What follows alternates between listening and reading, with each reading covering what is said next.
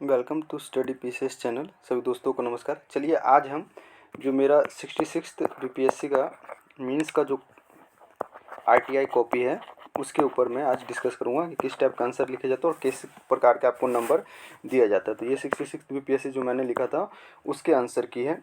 ठीक है, आंसर की मतलब कि आरटीआई कॉपी है। ठीक है, तो चलिए देखते हैं किस टाइप के आंसर मिले थे। देखिए पहला क्वेश्चन था, ये GS1 की कॉपी है, ध्यान रखिए किसकी है, तो GS1 की कॉपी है ये।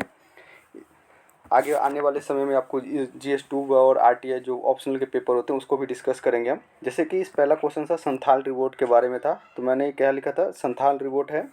ठीक है, इसको लिखा था, दिकू शब्द का भी यूज किया था और अगेंस्ट द दिकू ऑपरेशन जो है फर्स्ट जो ट्राइबल मूवमेंट एक कहा जाता था जो कॉलोनियल पावर के अगेंस्ट में था। इस टाइप के मैंने एक इंट्रो दिया था। उसके बाद ये संथाल रीजन को एक मैप के थ्रू प्रेजेंट किया था कि कहाँ कहाँ पे संथाल रीजन जो है संथाल है। तो आप रफ मैप, उतना टाइम नहीं रहता कि आप एकदम प्रॉपर मैप बन, जैसे अभी मैं बनाऊँ तो एक प्रॉपर अच्छे से मैप में डिज़ाइन कर सकता हूँ। अभी जैसे ऐसे करके ऐसे बना सकता हूँ, लेकिन उस टाइम पे जो होता है एग्जाम के टाइम में आपको इतना ध्यान नहीं रहता है। फट देखिए यहाँ देखिए ये किस टाइप का बन गया, ये कितना, लेकिन ठीक है कि आप बस उसे उतना बता सके कि हाँ आप क्या इसको प्रेजेंट करना चाहते हो, तो आपको इस चीज़ से आपको फ़ायदा हो जाएगा। ठीक है, तो उतना बिल्कुल एकदम अच्छे से ग्राफिक की तरह जो बनाते हैं ना, पिक्चोरियल ग्राफर नहीं बनना है, बस आपको एक इंडिकेट करना है कि हाँ एग्जाम में क्या करना है।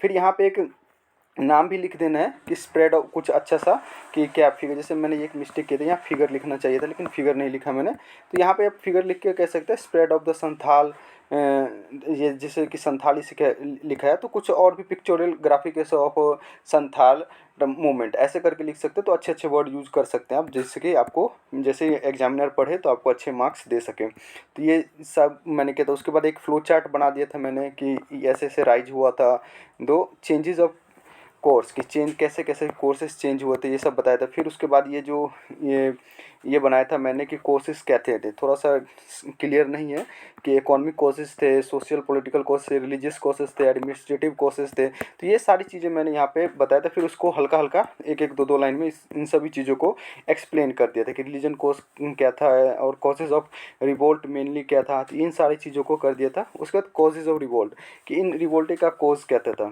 रिवोल्ट ये सारी चीज़ें यहाँ पर मैंने एक दो पॉइंट में करके यहाँ बता दिया था। एडमिनिस्ट्रेशन को ये दूसरा क्वेश्चन आ गया था, सोशियो इकोनॉमिक कोर्स जो है ये दूसरे क्वेश्चन का है आई थिंक। एक मिनट, ये हो गया रिलीजन, सोशियो रिलीजियस और इकोनॉमिक कोर्सेज। ठीक है, संथाल को ही मैंने यहाँ दो बार में इसको ग्राफिकल कोर्सेज के बारे में बता दिया था। ठीक है, देन जो है ये इन सभी चीज़ों को थोड़ा थोड़ा एक्सप्लेन किया था।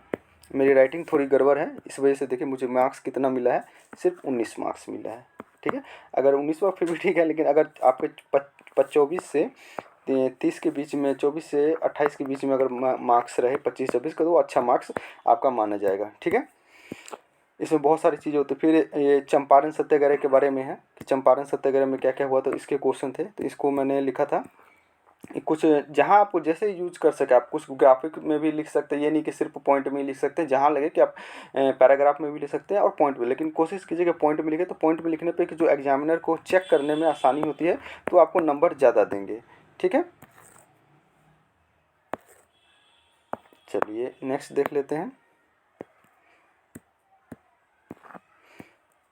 उसके बाद गांधी जी के बारे में थोड़ा बहुत बता दिया था। फिर यहाँ पर देखिए, यहाँ जो गांधी जी के जो आया था तो ये कहाँ कहाँ पर था, तो ये मैंने उस शायद उसका है, ये पटना कलम पेंटिंग का है ये। ठीक है, पटना कलम पेंटिंग के बारे में है, तो इसके बारे में बता दें कि सॉरी गांधी जी के ही हैं। चंपारण, तो यहाँ चंपारण हो गया, दरभंगा में हो गया, यहाँ पर हो गया, ये पटना में बिहार। तो ये reason the spread of peasant movement in Bihar के, पीजेंट मूवमेंट जो बिहार के अंदर स्प्रेड होता है उसको ऐसे डायग्राम बना के आपको रिप्रेजेंट यहाँ पे कर सकते हैं।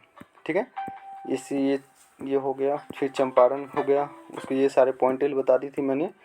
और ये क्या है, कहाँ कि जो गांधी जी ने उस समय कंस्ट्रक्शन प्रोग्राम क्या चलाए थे, तो सैनिटेशन, हाइजीन, जो स्कूल और ये सब जो न्यूट्रिशन वगैरह, इन सब चीज़ों को जो एक कंस्ट्रक्शन वर्क के रूप में काम किया था, तो वो चीज़ मैंने यहाँ पे बता दी थी। उसके बाद एक कंक्लूजन यहाँ पे दे दिया था मैंने।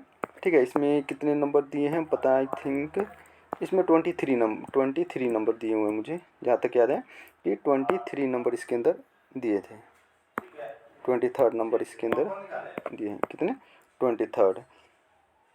ठीक है, चलिए अब इसको नेक्स्ट क्वेश्चन को देख लेते हैं। नेक्स्ट वाला है पटना कलम पेंटिंग। तो ये मैंने देखिए पटना कलम पेंटिंग को बताया कि 18th सेंचुरी मिडल में स्टार्ट हुआ था। ये वो है तो किस कौन कौन से एरिया में हुआ था। दानापुर में डिक्लाइन ऑफ मुगल पावर के साथ हुआ था। और इसमें मैंने एक और पॉइंट ऐड किया होगा, नेटिव लॉर्ड। सो जो भी चीज़ है उस समय उतना याद नहीं था जितना हुआ था। और ये बता देते कि मैंने क्या था ये पटना कलम। ये ऐसा डायग्राम आप बना सकते हैं कि जैसे एक ब्रिटिश था, लोकल था, और ये जो आपका जो पर्शियन स्टाइल कहिएगा। तो इन तीनों का मिक्सअप कह के जो ये वाला पटना कलम बना था, जिसमें ब्रिटिश के कुछ कंपोनेंट भी थे, पर्शियन स्टाइल भी थे, और लोकल जो लोग थे वहाँ के भी कुछ इंपॉर्टेंट कला थे, तो उसको कंसीडर करके किया गया था। तो इस टाइप का एक पिक्चोरियल ग्राफ वेन डायग्राम के रूप में बना देंगे, जिससे कि लगे कि हाँ आपको पता है उन चीज़ों को, अपने पर्टिकुलर उस चीज़ को जाना है। ठीक है, सिंथेसिस ऑफ पटना कलम मैंने एक हेडिंग डाल दी। आपको अगर अच्छा लगे तो कुछ और पिक्चोरियल ग्राफिक ऑफ पटना कलम पेंटिंग या फ्यूजन ऑफ द पटना कलम पेंटिंग। तो पटना कलम पेंटिंग क्या है कि फ्यूजन है आपके जो ब्रिटिश उसने जो कॉलोनियल पेंटिंग है और आपके जो पर्शियन पेंटिंग है, इसका फ्यूजन है। तो ये चीज़ भी आप यहाँ पे लिख सकते थे। ठीक है, उसके बाद मैंने कि यहाँ बिहार में कहाँ कहाँ पर रीजन है, तो मेनली तो पटना में, आरा रीजन में। तो यहाँ पर जो पटना के अंदर और भी चीज़ें हैं, तो वहाँ मैंने बताते मुगल कोट है, जो मोरन आर्ट है, जो धौला कुआं के आसपास 2-3 रीजन जो है, तो उन सब रीजनों को मैंने बता दिया था कि यहाँ पे इन रीजनों पे जो पटना कलम पेंटिंग ज़्यादातर फेमस थे। फिर कॉमन सीन जो इसके जो सिग्निफिकेंस क्या था, कॉमन सीन्स था, बर्ड्स वगैरह इन सब का यूज किया जाता था, पेंसिल वगैरह का, नेचुरल कलर का। तो ये जो लेस यूज ऑफ लैंडस्केप का बहुत कम यूज करते थे। तो ये सारे पॉइंट मैंने हेडिंग करके इसमें इंक्लूड किया गया था। फिर सब्जेक्ट क्या थे, इसके में सब्जेक्ट क्या क्या थे, तो surface of the stone cult, barber, road show, Lothal transporter. फिर यहाँ पर आपको एक जो फेयर वाला भी कह सकते हैं, स्टोन कटर भी कह सकते हैं।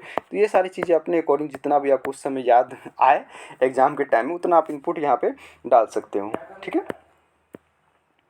उसके बाद जो है ह्यूमन फिगर को पेंटेड किया जाता है, आईब्रो वगैरह इन सब चीज़ को किया जाता है। फिर इंडिजीनियस कलर का यूज़ किया जाता है। इसमें यहाँ पर कुछ इंपॉर्टेंट जो प्रोमिनेंट लीडर है, आर्टिसन है, उनके बारे में, जैसे हुलास लाल हो गया, सेवक राम हो गया, चिंतामणि हो गया, ईश्वर प्रसाद वर्मा हो गया। तो ये जो लास्ट एक प्रोमिनेंट लीडर थे पटना कलम पेंटिंग के, तो इन सब चीज़ों को यहाँ पर डिस्कस करना है। फिर इंपॉर्टेंट पेंटिंग, तो यहाँ पर कुछ इंपॉर्टेंट पेंट हम लोग तो याद कर लेते हैं कि पेंटर कौन कौन से एसोसिएट थे, लेकिन कुछ इंपॉर्टेंट पेंटर के बारे में जैसे कि बिरही पेंटिंग के बारे में कह सकते हैं, मुस्लिम लीगा एक जो है उसके पेंटिंग बात कर सकते हैं। और ये जो भारत माता जो ईश्वरी प्रसाद वर्मा के द्वारा बनाया गया, तो इन सब चीज़ों को करके एक आप अच्छा सा कंक्लूजन देके देखिए यहाँ पर कितना मिला है, मुझे 21 मार्क्स मिला है।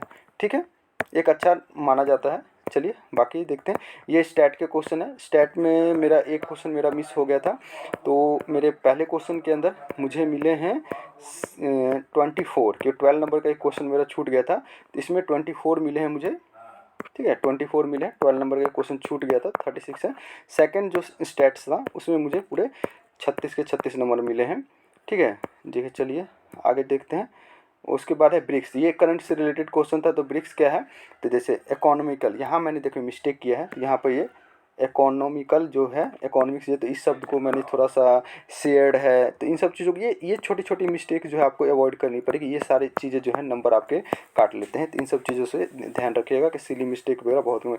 जैसे ये मैप का रिप्रेजेंटेशन कर दे कि कहाँ कहाँ पे कौन कौन सी कंट्री आती है, तो ऐसे इन सब चीज़ों को आप कर सकते हैं।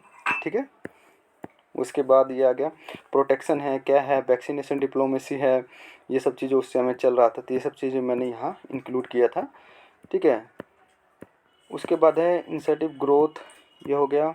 देन देखिए इसमें देखिए क्या है, यहाँ मुझे सिर्फ और सिर्फ 13 नंबर मिले हैं। क्या है, 13 नंबर मिले कि मैं अगर थोड़ा सा मिस्टेक वगैरह अगर आप कीजिएगा तो आपको अगर अच्छा बेटर भी लिख रहे हैं और उतना अगर अच्छे से नहीं कर पा रहे, छोटी छोटी मिस्टेक अगर कीजिएगा, जैसे देखिए यहाँ, तो इन सब चीज़ों से क्या होता है कि आपका जो इमेज जो बनता है टीचर की नज़र में, वो थोड़ा सा वो हो जाता है, इसकी वजह से आपको नंबर कम दिए जाते हैं। ठीक है, तो इन सब चीज़ों को, सिली मिस्टेक सबको अवॉइड कीजिएगा। ठीक है, चलिए नेक्स्ट चलते हैं। ये था वो शायद आत्मनिर्भर भारत का था। आत्मनिर्भर भारत में क्या क्या पिलर थे, ये क्वेश्चन उस समय मैंने इसको अच्छे से प्रिपेयर नहीं किया था, जितना बना था उतना ही मैंने इसको लिख के आया था। ठीक है, चलिए इस क्वेश्चन को चलते हैं, नेक्स्ट चलते हैं। ये रहा, ये क्वेश्चन क्या है, अबाउट एबुजेत। जो इस क्वेश्चन को मैंने पूरे कंप्लीट नहीं किया था, इसलिए मुझे इसमें बहुत ही कम नंबर मिले थे। आप गैस नहीं कीजिएगा, सिर्फ 13 नंबर मिले थे। इस क्वेश्चन के अंदर भी सिर्फ 13 नंबर मिले थे। ठीक है, ये जो मेरा है स्टैट का दूसरा पार्ट है, इसके अंदर पूरे के पूरे 36 नंबर मिले थे मुझे। ठीक है, ये 10 बार लास्ट के क्वेश्चन है, ये वो हाफ एंड जेड मिनट में किया गया था, लास्ट में टाइम बहुत कम बचा था। ठीक है, ये मेरा, ये देखिए आज पूरा डिस्कशन हो गया। ये एक क्वेश्चन है जिसे मैं, देखिए इसको मैंने कितने किया था, 4 वो नहीं है, मैंने सिर्फ एक पेज में इसे इतने में ही सिमटा था, तो सिर्फ और सिर्फ मुझे 3 नंबर मिला था। कितना? 3 नंबर। अगर मैं इसे थोड़ा सा एक कुछ और पॉइंट ऐड कर देता तो इवन 5 नंबर भी अगर मिल जाता तो आज शायद लिस्ट में होते। चलिए इस नेक्स्ट वीडियो में मैं GS2 के पार्ट को आपको दिखाऊंगा कि GS2 में क्या क्या मिस्टेक नहीं करने, कैसे करना है। तो इन सब चीज़ों को थोड़ा सा देखते रहिएगा और प्रैक्टिस करते रहिए आप अच्छे से। और बाकी मेंस के रिगार्डिंग कुछ भी डाउट हो, कुछ भी पूछना हो तो आप कमेंट सेक्शन में पूछ सकते हैं। चलिए, जब तक के लिए जय Hind, thank you so much, मिलते हैं नेक्स्ट वीडियो में।